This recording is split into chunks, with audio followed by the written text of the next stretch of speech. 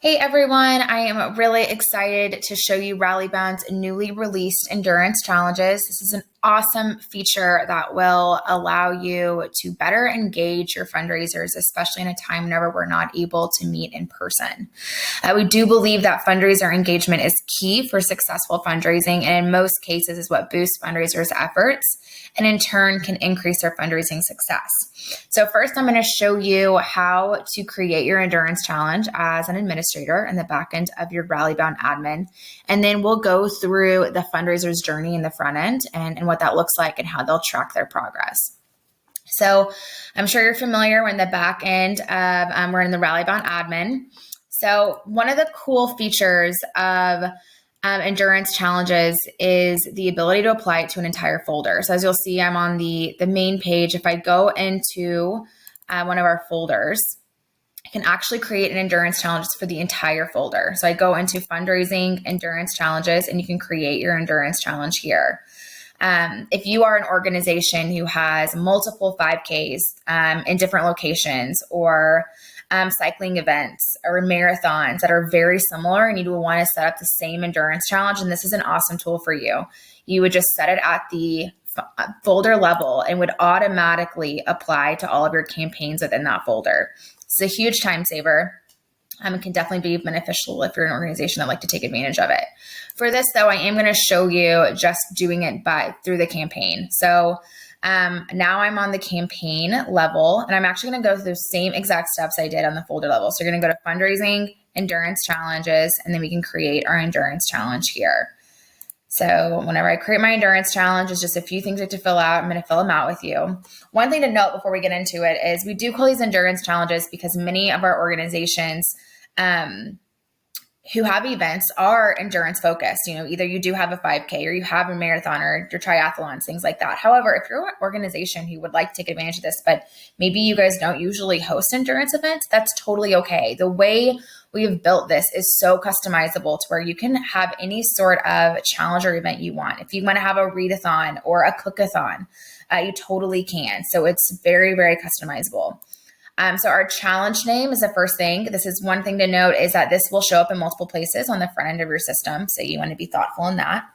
So for this example, I'm going to have a fitness challenge. I want to go towards miles. So I want to have any sort of activity that my fundraisers can track miles to. So I'm just going to call this a fitness challenge.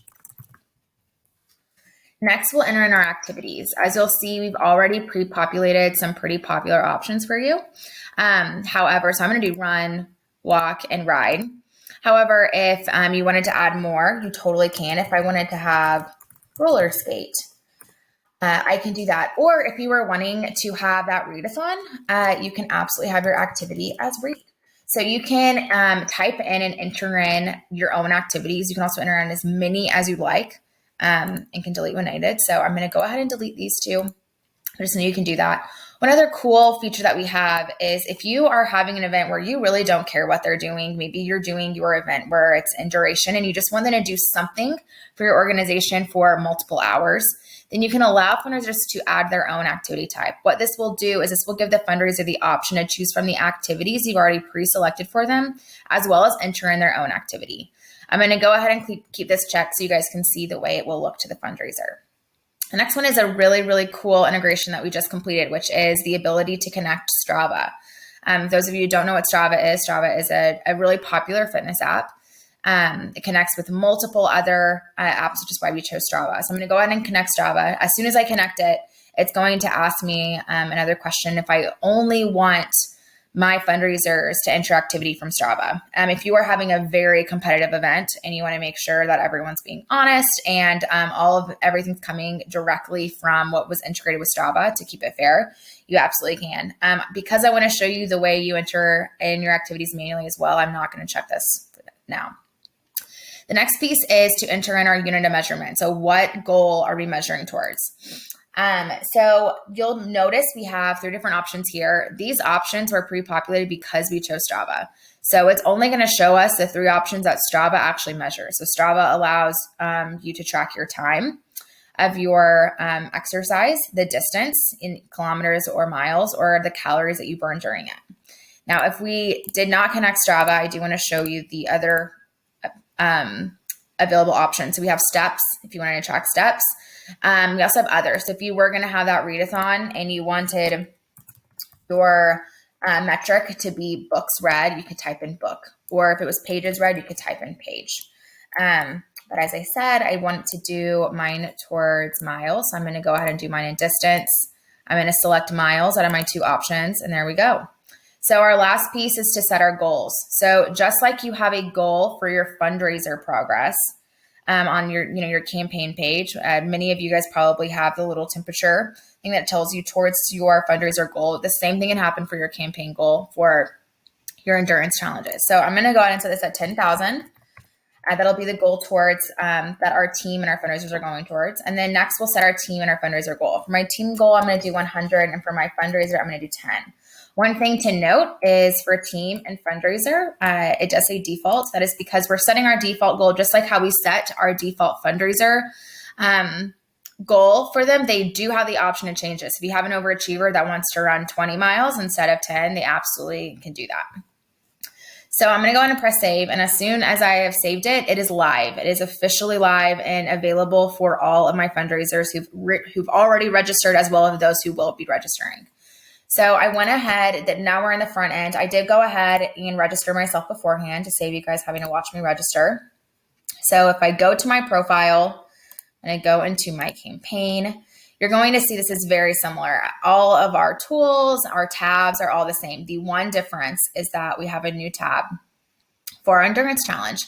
You'll see that it does say fitness challenge because that is what I named my event. It would be named whatever you want it, whatever you name your challenge. Whenever I go into fitness challenge, this is where your fundraisers are going to add in their activity. Here is where I can edit my goal. If I was that overachiever that wanted to do 20 miles, I can add that here. I can also enter an activity manually as well as connect with Strava. The first thing I'm going to do is connect with Strava. So I'm going to walk you guys through the process here. Basically, what it's going to do is it's going to ask for authorization. I've already logged in previously, which is why it took me straight to this screen. But basically, your fundraiser will log in with their Strava credentials. They will authorize Rallybound to connect with Strava, and then they'll authorize. As soon as they're done authorizing, it's going to ask the fundraiser what activities you want imported. You'll notice our first 3 are the options that I chose. So it's going to have run, walk, and ride. Because I also said that a fundraiser can enter in whatever other activity they'd like, it's also going to give me the option to connect all of these other activities that Strava connects with. If I did not have this checked, then it would only show me run, walk, and ride. So I'm going to go ahead and do run, walk, ride, and I'll do a couple others. It also gives me the option to automatically have this imported to my fundraiser feed. I think this is a nice competitive way so that you can show other fundraisers or your donors the progress you've done so far. I'm going to do connect, and as soon as we connect, it's going to have our Strava settings. I can go back here anytime. I can add more activities I'd like to. I can also get right into Strava. Just for this, I'm going to go ahead and add a manual entry into Strava. So I'm going to go and do a 5-mile ride. I'm going to add in my duration as an hour and keep it at that. I'm going to keep it really simple so that you guys can see the way it will show. One thing to note is that it does take about 5-10 minutes for the integration to show up on their dashboard. So while we wait for that to come up, I'm going to show you how to enter in the activity manually. So we enter in our activity manual. It's going to do the same thing. It's going to show us our 3 activity types that we selected: run, walk, ride, and other, because we're allowing that option. If I choose other, I can type in anything right here. If I did want it to be roller skating, I could do roller skate. I'm going to go ahead and just do run for this. I choose my date. Date is required as well as distance. Distance is required because that is my unit of measurement. We can still enter in our duration, but it's not required. So I'm going to enter my duration. I'm going to say I ran 3 miles and it took me 30 minutes. I also have the option to post this to my fundraiser feed, and I'm going to go ahead and do that so you can see how that looks. We'll add activity and it automatically populates. You can see it automatically goes towards my 20-mile goal. It shows me my history here. I can edit if I made a mistake or want to add in something else. I can also delete if I really made a big mistake. And then if I go to my page, we click refresh, you'll be able to see this is where it posted on my fundraiser feed. I ran 3 miles towards my goal, and it automatically updated my fitness challenge on here as well. you can see still, this is not taking the place of your fundraised dollars. It's just a way to better engage. So this is still available. It's still an option. This fitness challenge does not show up until that they have done something towards their challenge. If they decided not to participate and they didn't, then this would not show up. It only shows up as soon as they participate and track their miles. So while we're waiting on the Strava to come through, I do want to show you guys the front end of the system and how that looks. So if we go here, we did add some new features that I'm really excited to show you guys about. So if you guys do have Site Builder, you guys can reach out to our support team to have 2 new widgets added for you. There's a progress bars advanced as well as an endurance leaderboard. I went ahead and added both of these so you can see the way they look. As mentioned, if you have Site Builder, please reach out to our support team to add these 2 widgets. If you do not have Site Builder, please reach out to our support team as well so we can get Site Builder added for you for a one-time fee. Once we publish it, you will see, so our first widget is the Progress Bars Advanced. The Progress Bars Advanced combines your progress bar for fundraised dollars as well as your progress bar for endurance, for your endurance goal. So here you can see that we're $31,000 raised towards our $100,000 goal, and we're 3 miles completed towards our 10,000 mile goal. Underneath it, you're also going to see our leaderboard. So the leaderboard looks the exact same way that your normal leaderboard looks for fundraised dollars, but it's for your endurance miles. So I am on the board for 3 miles, and because my team is also on the board for 3 miles towards our goals. So that's a pretty nice feature as well.